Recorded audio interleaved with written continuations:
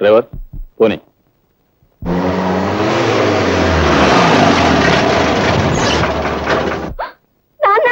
అమ్మా ఏం జరిగిందమ్మా?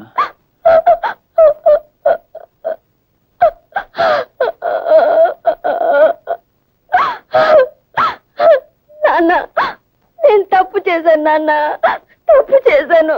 తప్పు చేశావా? నువ్వా? నెవర్. లేదు నాన్న, ఆయన నన్ను చంపాలని చూశారు. ఆ సమయానికి చంచల ఇక్కడికి వచ్చింది. ఆమెను తలపై కొట్టి నన్ను పెట్టిన బ్యాగ్ లో పెట్టాను. నేనే అనుకుని పారేయడానికి వెళ్ళారు ఆయన. హత్యా ప్రయత్నమా? Oh my God. నాన్న, నా జీవితంలో మిమ్మల్ని ఎప్పుడూ ఏది కోరలేదు. ఈ ఒక్కసారికి అడుగుతున్నాను. ఆ క్లబ్ డాన్సర్ చంచల వల్లనే ఆయన నాకు దక్కకుండా పోతున్నారు. ఆ పిశాచాన్ని చచ్చిపోనివ్వండి నాన్న, దాన్ని చచ్చిపోనివ్వండి.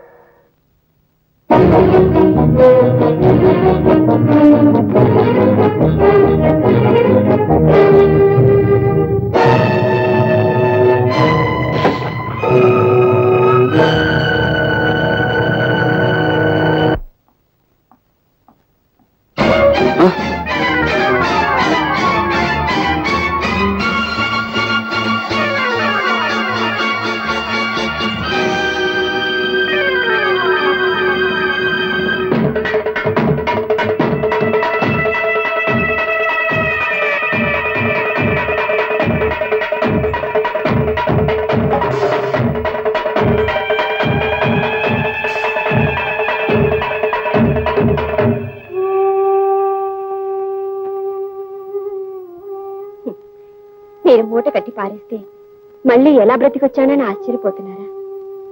మీరు నన్ను మూటలో పెడితే నేను మీ ప్రియురాల్ని మూటలో పెట్టాను. మీ ప్రియురాలు పారవేదగ్గ మనిషి కాబట్టి పారేసి వచ్చారు. అంతే తప్ప మీరే తప్పు చేయలేదు. చేశానని మీరు బాధపడ్డారనుకోండి, అప్పుడు ఆవిడ చచ్చిపోయినట్టు అవుతుంది, మీరే ఆవిడని చంపినట్టు అవుతుంది. అందుకు నేనే ప్రత్యక్ష సాక్షిని. మనం హాయిగా బ్రతకడానికి ఆవిడని మర్చిపోతారు, లేక హత్య చేసినందుకు పరితపించిపోతారు, మీ నిర్ణయానికి వదిలేస్తున్నాను. బెదిరించడం కాదు, మిమ్మల్ని బాగుపరుచుకుంటున్నాను. కిలుం పట్టిన దేవుడి విగ్రహాన్ని దేవుడిని చూడకుండా మట్టితో తోముతాం. మిమ్మల్ని నా మనిషిగా మిగిల్చుకోవడానికి నేను అలాంటి పని చేస్తున్నాను. రండి భోంచేద్దాం. మీ ప్రియురాలి హత్యకు నేనే ప్రత్యక్ష సాక్షిని. మీ ప్రియురాలి హత్యకు నేనే ప్రత్యక్ష సాక్షిని. నా చెవులు కూడా మీకే పట్టినట్టున్నాయి. మీరు ఇంట్లో భోంచేసి చాలా రోజులైంది, నేను భోంచేసి కూడా చాలా రోజులైంది. కలిసి భోంచేద్దాం రండి. Satyababu sir, club dancer Chenchal murder అయిపోయింది. ఆ కేసు విషయంలో దొంగ సాక్ష్యం చెప్పడానికి ఒక మనిషి కావాలి. అదేమిటి సార్, మీ ఇంట్లోనే అన్ని రకాల మాయలు తెలిసిన మాయగాడు ఉన్నాడని మీరే అన్నారు కదా. వాడికి 4 డబ్బులు కొట్టించేస్తే చెప్తా. అమ్మలింగం, ఈ అమాయకుడు కొంప ముంచేస్తావు. ఇదేమిటి సార్, నా లైన్ లోకి మీరు వచ్చారు? నేను నీ భక్తునే కదా, అందుకని. అన్నట్టు నీతో చిన్న పనుండి వచ్చానయ్యా. నా గబుక్కుని సబ్ ఇన్స్పెక్టర్ గా ప్రమోషన్ వచ్చింది అనుకో, నువ్వు ఆనందిస్తావా లేదా? తప్పకుండా ఆనందిస్తాను. నాకు ప్రమోషన్ వచ్చినట్టుగానే నీ గబుక్కుని 10,000 రూపాయలు దొరికినాయి అనుకో, సంతోషిస్తావా లేదా? అంత డబ్బు దొరికితే తప్పకుండా సంతోషిస్తాను. అయితే ఇదిగో 10,000.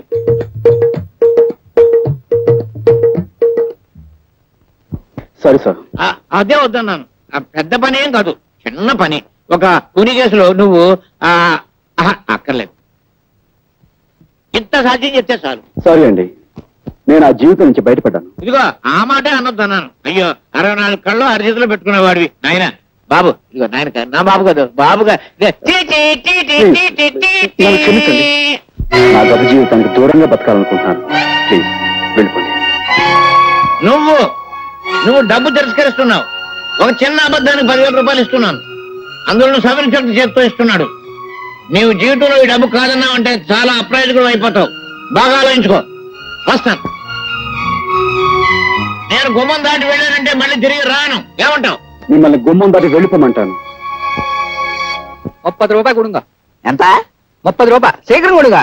రైల్వే స్టేషన్ నుంచి చచ్చిన తహసీల్దార్ గారింటికి నీకు 30 రూపాయలు. బెజవాడి నుంచి ఇక్కడికి రైల్లో వస్తే ఆ పెట్టెలో నెత్తి మీద 4 పంకాలేశారు, కూర్చోడానికి దిమ్మ చెక్క లాంటి బల్లేశారు, కాలు మడుచుకోవడానికి శుభ్రమైన గది కట్టారు, బాతాగాన్ని కొట్టుకోవడానికి చుట్టూరా బోళ్ళంత మంది మనుషులు. మనం చదవాలనుకుంటే ఎదటివాడి చేతిలో పేపర్ ఉంది. ఇన్ని సౌకర్యాలు చేసి వాళ్ళు చేసిన ఛార్జీ ఎంత? అంతా కలిపి 25 లోపు. మరి నువ్వు నన్ను డొక్కులో పడేసి డబ్బాలో గులకరాయి ఆడించినట్టు ఆడించావు. పట్టుమని 10 మైళ్ళు తిరగలేదు, నీకు 30 రూపాయలు కుడవాలా? చెమ్ముతో కొట్టానంటే శాంతానికి సిద్ధమైపోతావు కదా అప్పీరుగా. నీకు దమ్మిడి ఇవ్వను. నీ దిక్కులో తోడు చెప్పుగా పాదులుమా. పల్లెటూరు వాడు కదా అని అతను మోసం చేస్తావా? మన ఊరు పరువు తీస్తున్నావు కదా, ఆయన అందిస్తే అని తీసుకుని మర్యాద వెళ్ళి అలా పెట్టి గడ్డి వెళ్ళ హప్పి. అయ్యో అయ్యో అయ్యో, உங்களுக்கு ஒரு வணக்கம், உங்க అప్పాకు ஒரு வணக்கம். నోర్మై, నా అప్ప సంగతి నీకెందుకురా? దాని ఇష్టం, అది ఎవరితోనో లేచిపోయింది. చెంబుతో కొట్టానంటే శాంతానికి సిద్ధమైపోతావు కదా అప్పిని. ఏమనుకున్నావో? భలే వాడువాయా బాబు, భలే చావుగిరాకి తగిలింది పొద్దున్నే. నువ్వు వద్దు, నీ డబ్బులు వద్దు. వీడి సుత్తి కాదు బాబు రంపం. ఉప్పిరుగే కదా ఉప్పిరుగా.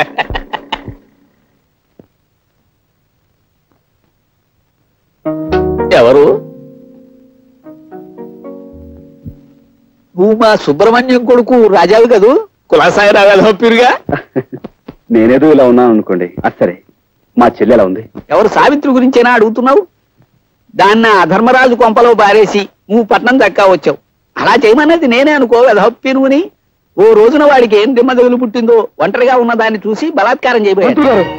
నేను కాదు, ఆ వెధప్పిరుగా. ఆ ధర్మరాజును కత్తికోకండగా నరికి ఆ పని చేయకపోయినా అంత పని చేసి ఓ అబ్బాయి నీ చెల్లెల్ని కాపాడాడు. ఎవరా అబ్బాయి? మన ఊరికి కొత్తగా వచ్చిన మాస్టర్ బాబు. అతన్ని నీ చెల్లెల్ని రక్షించడమే కాదు, పెళ్లి కూడా చేసుకున్నాడు. దాంతో అతగాడి మీద కక్ష కట్టి ఆ ధర్మరాజు అతని ఉద్యోగాన్ని పీకించేశాడు. దాంతో వాళ్ళ పరిస్థితి మరీ దుర్భరంగా తయారైంది బాబు. ఒక్క మాటలో చెప్పాలంటే మునుపు మీరు అనుభవించిన దరిద్రం అంతా ఇప్పుడు వాళ్ళు అనుభవిస్తున్నారు. బాబు, నిన్ను చూస్తుంటే 4 రాళ్లు సంపాదించి ఆర్థికంగా బాగానే ఉన్నట్టు కనిపిస్తున్నావు. నీ తోడబుట్టింది కష్టాల్లో ఉన్నది, దాన్ని ఆదుకోవాల్సిన కనీస ధర్మం నీది. పెద్దవాడిని నా మాట విను. నువ్వు డబ్బు తిరస్కరిస్తున్నావు. ఒక చిన్న అబద్ధానికి 10,000 రూపాయలు ఇస్తున్నాను, అందులో సవరించడం చేత్తో ఇస్తున్నాడు. నీవు జీవితంలో ఈ డబ్బు కాదన్నావు అంటే చాలా అప్రయోజకుడు అయిపోతావు. బాగా ఆలోచించుకో.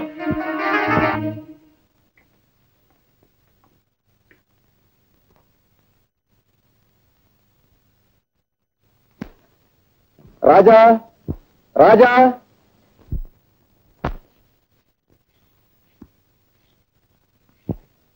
నమస్కారం సార్. ద్రోహి, నువ్వు ఇంకా బతికే ఉన్నావురా? నీ రక్తం కళ్ళ చూస్తాను. నాకు శిక్ష పడ్డా సరే నేను చంపేస్తాను రా. నీ అంటూ ఆర్డర్ ఆర్డర్. నువ్వు దౌర్జన్యం చేయడానికి కోర్టు అనుకున్నావా, మరి ఏదైనా అనుకున్నావా?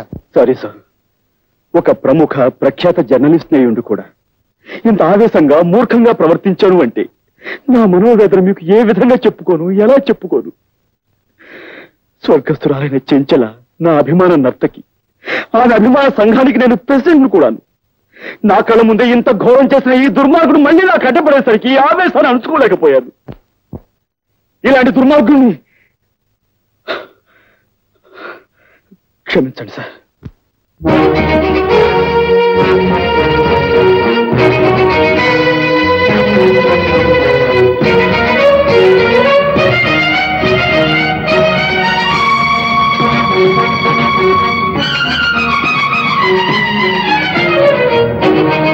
ఒక అమాయకుని నేరస్తుని చేసి కొలుపుతున్నావా? అనుభవిస్తావురా లింగం, అనుభవిస్తావు.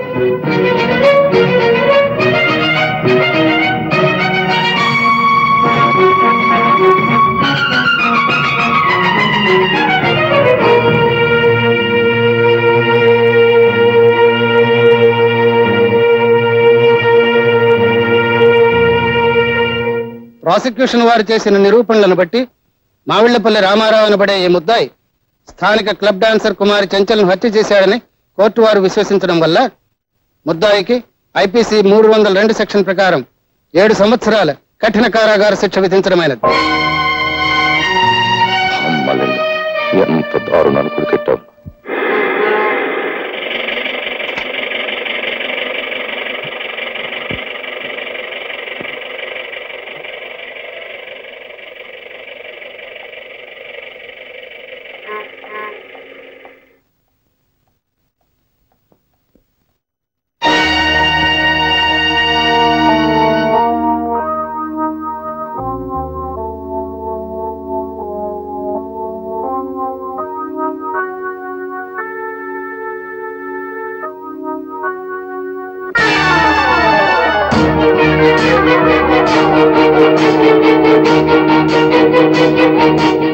ద్రోహి, నువ్వు విక్రమున్నావా?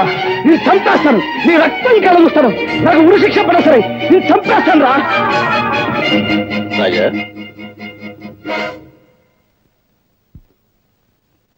గురుమూర్తి గారు, మా చెల్లెలు ఎక్కడికి వెళ్ళిందో మీకు తెలుసా అండి?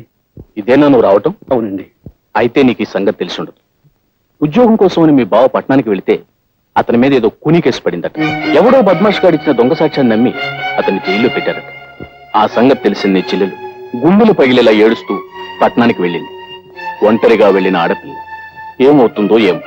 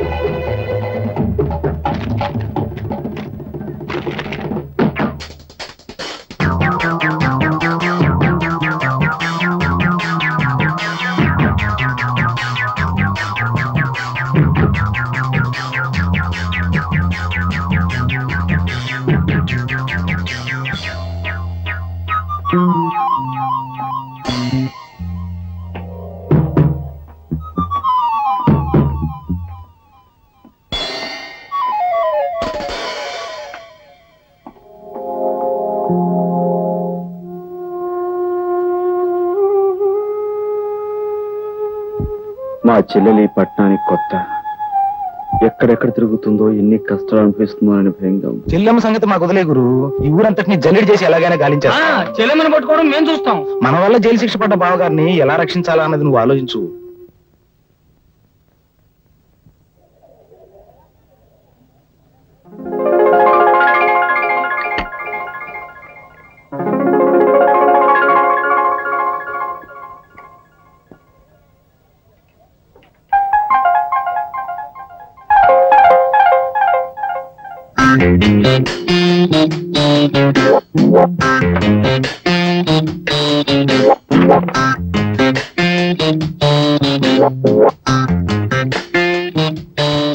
ఆల్ రైట్, నేను అసలు విషయానికి వస్తున్నాను.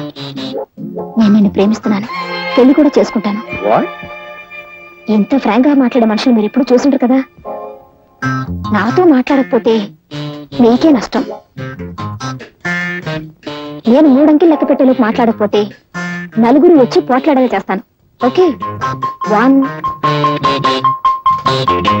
2 3. రాజా, నా మాట విని ఇంటికి వచ్చేసాయి రాజా. పిల్లలంతా నాన్న నాన్న అని ఏడుస్తున్నారు. ఇంకెప్పుడు వంట ఆలస్యం చేయదని ప్రామిస్ చేస్తున్నాను రాజా. రాజా, నేను నీ చరణదాసుని రాజా. చరణదాసి లేదు, మసాలా దోశ లేదు. రాజా, మర్యాద వెళ్ళి ఇక్కడి నుంచి. బాబాయ్ గారు, మీరైనా కాస్త చెప్పండి బాబాయ్ గారు. పోపుల డబ్బా ఏదో ఒంట్లో బాగోక వంట కాస్త ఆలస్యం అయిపోయింది. దాని గురించి నన్ను తిట్టి పిల్లల్ని కొట్టి ఇక్కడికి వచ్చేసారు. ఇంట్లో వండి నన్ను అంతా అలాగే ఉండిపోయింది. నన్ను ఏం చేయమంటారు? పిండి గారు, మీరు కడుపుతూ ఉన్నప్పుడు మీతో ఆయన డబ్బులాడి ఇలాగే వచ్చేసారా? చెప్పండి బాబాయ్ గారు. ఏమిటయ్యా ఇది? ఏమిటిది? క్రితం సార్ ఆ అమ్మాయి ఏదో తప్పు చేసి నువ్వు చేస్తున్నావు ఏమిటి?